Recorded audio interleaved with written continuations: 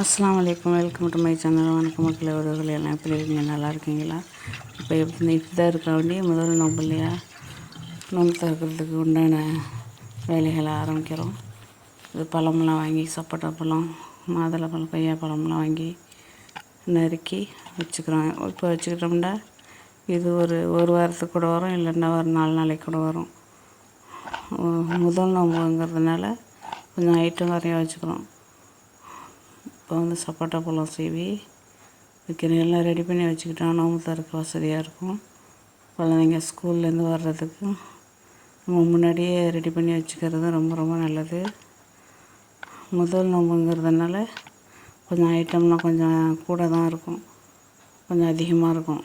இது அகர் அகர்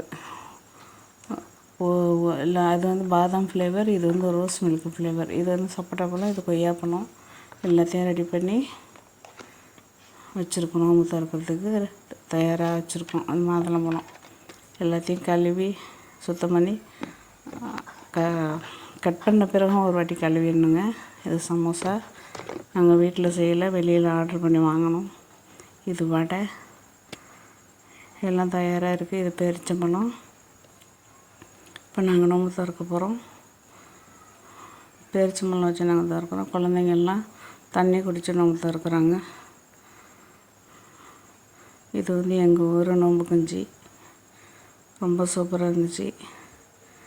இதாங்க அளவு. தண்ணி 3 மடக்கு மேலே குடிக்கக்கூடாது, அப்புறமா வேணால் குடிச்சிக்கலாம்.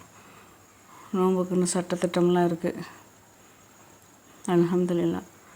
பாருங்கள், பிள்ளைங்க இப்போ அகர் அகர் சாப்பிட்றாங்க.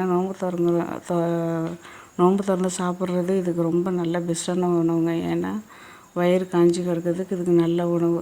அல்ஹம்துலில்லாஹ். மாதுளம்பழம் பழங்கள் சாப்பிட்றதும் ரொம்ப ரொம்ப நல்லது.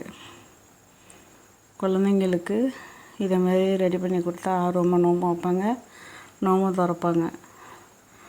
இது பாருங்கள், பாதாம் எசன்ஸ் ரொம்ப கலராக அழகாக இருக்குது பாருங்கள்.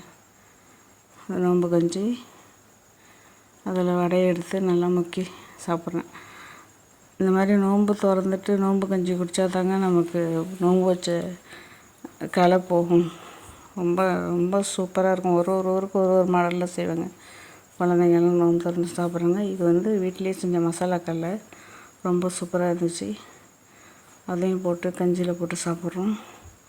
இந்த வீடியோ பிடிச்சிருந்துச்சுன்னா லைக் பண்ணுங்கள், ஷேர் பண்ணுங்கள், சப்ஸ்கிரைப் பண்ணுங்கள். உங்கள் வீட்டில் இஃப்தாருக்கு என்னென்ன செஞ்சீங்கன்னு கமெண்ட் பண்ணுங்கள். தொடர்ந்து ஆதரவு கொடுங்க. இது பாதாம் சர்பத்து நன்னாரி போட்டு ரொம்ப சூப்பராக இருந்துச்சு. பாருங்கள், ஒரு பீஸ் தான் எடுத்தாங்க, அப்படியே இருக்கு எல்லாம். இந்த வீடியோ பிடிச்சிருந்துச்சுன்னா லைக் பண்ணுங்கள், ஷேர் பண்ணுங்கள். நன்றி, வணக்கம்.